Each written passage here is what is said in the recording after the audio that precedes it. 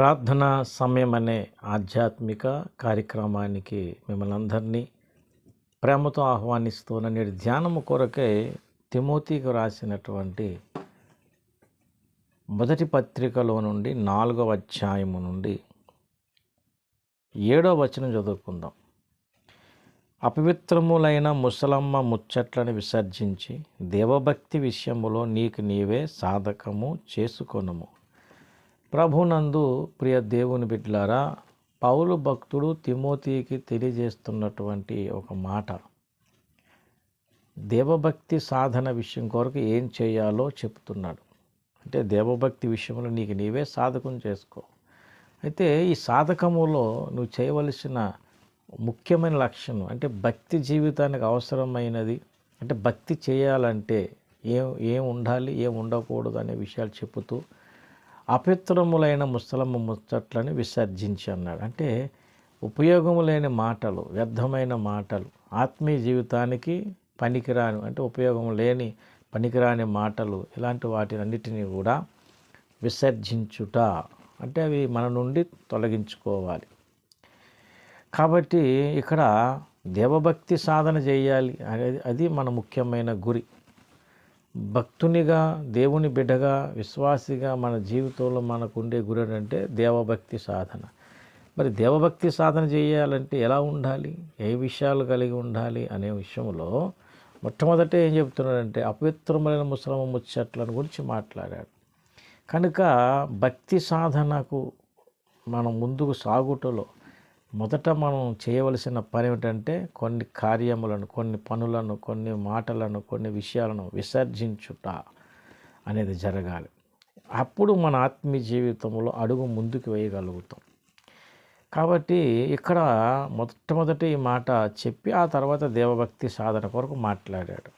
కనుక విసర్జించవలసిన విషయాలు అంటే ఆత్మీయంగా మనం వర్ధిల్లాలి, ఆత్మలో బలపడాలి, అంతరంగ పురుషుడు అభివృద్ధి అంటే బలపడి ఆత్మలో వర్ధిల్లేటట్లుగా అన్ని విషయాల్లో దేవుణ్ణి గణపరిచి ఎదగటానికి మనం కొన్నిటిని చేయాలి. ధరించుకోవలసినవి ఉన్నాయి, తొలగించుకోవలసినవి కూడా ఉన్నాయి. ఇప్పుడు మనం తొలగించుకోవలసిన విషయాల గురించి మాట్లాడితే, అంటే విసర్జించే విషయాల గురించి మాట్లాడితే అది మనలో నుంచి పూర్తిగా బయటికి వెళ్ళిపోవాలి. మనలో నివసిస్తే, మనలో ఉంటే భక్తి సాధన చేయలేము, మన అంతరంగ పురుషుడు బలపడడు, ఆత్మీయ అభివృద్ధి ఉండదు, క్షేమాభివృద్ధి పొందలేము. కాబట్టి మొదటగా మనం గమనిస్తే ఈ విషయాన్ని గురించి ఆలోచించాలి. అలాగే ఎఫెసు సంఘానికి పౌలు చెప్పినటువంటి మాట చూస్తే 4వ అధ్యాయం 31వ వచనం, సమస్తమైన ద్వేషము, కోపము, క్రోధము, అల్లరి, దూషణ, సకలమైన దుష్టత్వం మీరు విసర్జించుడి. ఈ లక్షణాలు మనలో ఉండకూడదు. కోపము కానీ, క్రోధము కానీ, దూషణ కానీ, ఇవన్నీ అల్లరి ఏమండి, ఇవన్నీ విసర్జించు. ఎందుకంటే ఇవి ఉంటే దేవుని ప్రేమ, దేవుడు చూపిన కనికరం, మనం ఎలాగ ఇతరులను కనికరించాలి, క్షమించాలి అనేది మనకు చేయలేము. ఏమండి, ఈ క్రోధము, ద్వేషం పెట్టుకుని క్షమించగలమా, ప్రేమించగలంటే చేయలేం. ఆ ప్రేమ, క్షమాపణ అనే అనుభవాల్లోనికి ఎదగాలంటే ఇక విసర్జించాలి. ఏంటి?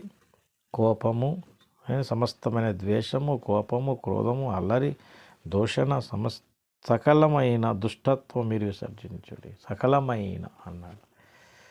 కాబట్టి ఈ విషయాన్ని మనం జాగ్రత్తగా గమనించాలి.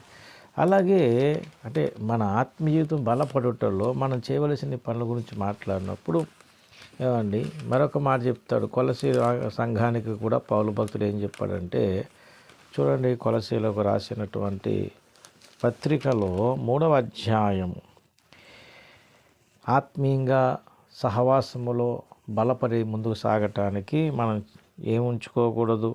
8వ వచనం, ఇప్పుడైతే మీరు కోపము, ఆగ్రహము, దుష్టత్వము, దూషణ, మీ నోట బూతులను వీటన్నిటిని విసర్జించుడి.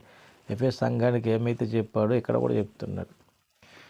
అంటే కొన్నిసార్లు బూతులు కూడా వచ్చేస్తాయి. అలాగే దూషణ, అల్లరి కనబడుతుంటుంది. వెకిలిగా మాట్లాడటం, వెటకరాలు ఆడటం. ఏంటి, రక్షణ పొందిన ప్రభు యొక్క మాటలు వింటూ మరి పాటలు పాడుతూ ప్రార్థన చేసినా ఈ లక్షణాలు కొన్ని ఉండిపోతూ ఉంటాయి. అల్లరి, ఎటకారాలు, దూషణలు, ఈ కోపాలు, అప్పుడప్పుడు ఉద్రేకలు ఎక్కువైతే బూతులు, ఇవన్నీ వచ్చేస్తూ ఉంటాయి. అవన్నీ విసర్జించమన్నాడు. ఏమండి మరొక మాట చెప్తాడు చూడండి, తీతుకు రాసిన పత్రిక 2వ అధ్యాయములో 12వ వచనం, మనము భక్తిహీనతను ఇహలోక సంబంధం దురాశని విసర్జించి, ఏం విసర్జించాలి? భక్తిహీనత అంటే ఆత్మీయ అభివృద్ధి పొందాలంటే కనుక మన భక్తి సాధనలు ఏమండి ఆత్మీయ క్షేమాభివృద్ధి కొరకు, అన్ని విషయాల్లో వర్ధిల్లుట కొరకు, దేవభక్తి సాధనలో మనం ముందుకు సాగాలి, ఆత్మలో వర్ధిల్లాలంటే కొన్ని మన నుండి తొలగించుకోవాలి. అంటే మనలో ఉండకూడదు అవి. అలాంటి వాటిలో ఇక్కడ చూపిన ఈ లక్షణాలు, ముసలమ్మ ముచ్చట్ల గురించి మాట్లాడి, కోపం ఆగ్రహం దోషం గురించి మాట్లాడాడు, భక్తిహీనతల గురించి మాట్లాడాడు. ఏమండి ఇవన్నీ విసర్జించుకొని మనం ఏవైతే కలిగి ఉండాలో వాటిని పొందుకోగలిగినప్పుడు భక్తిలో ఒక మెట్టెక్కగలుగుతాం, మాదిరి కలిగి జీవించగలుగుతాం. కనుక ఈ సందేశం వింటున్న వారు ఒకసారి ఆలోచించండి. దేవభక్తి సాధనలో ముందుకు సాగాలి, ఆత్మల వర్ధిల్లాలి, ప్రార్థన ఫలించాలి, అన్నీ జరగాలంటే మనలో ఉన్న ఈ లోపాలన్నీ దిద్దుకోవాలంటే వాటిని బయటకు తొలగించుకోవాలి. ఈ లక్షణాలను తొలగించుకొని దేవుని కొరకు మనల్ని మనం సమర్పించుకొని ప్రార్థనలో ముందుకు సాగితేనే వర్ధిల్లుతాం. కనుక ఈ సందేశం ఉన్నవారు ఆలోచించి అలాగని ఇంకా మనలో ఏమైనా లోపాలు, ఇప్పుడు చదివిన లేఖనం చూపించినవన్నీ ఏమైనా మనలో ఉంటే దీన్ని బట్టి భక్తి సాధన చేయలేం కనుక ప్రతి ఒక్కరూ అలాగున తను తాను సమర్పించుకొని సరి చేసుకొని అవన్నీ తొలగించుకొని ప్రార్థనలో దేవుని సన్నిధిలో వేడుకొని దేవుని సహాయం కొరకు ప్రార్థించి అలాగున దేవునికి సమర్పించుకొని ముందుకు సాగితే తప్పకుండా ఆత్మలో దిలుతారు. అట్టి కృప దేవుడు మీకు నాకు అందరికీ దయచేయను గాక. ఆమేన్. ప్రార్థన. పరిశుద్ధుడైన మా తండ్రి, దేవభక్తి సాధనకు మేము ఏమి చేయాలో హెచ్చరించారు. ఈ సందేశం నాలో మూల ఫలింపజేసి మహిమ ఘనత ప్రభావాలు మీరే పొందమని యేసయ్య పరిశుద్ధ నామముని ప్రార్థన వేడుకుంటున్నాను తండ్రి. ఆమేన్.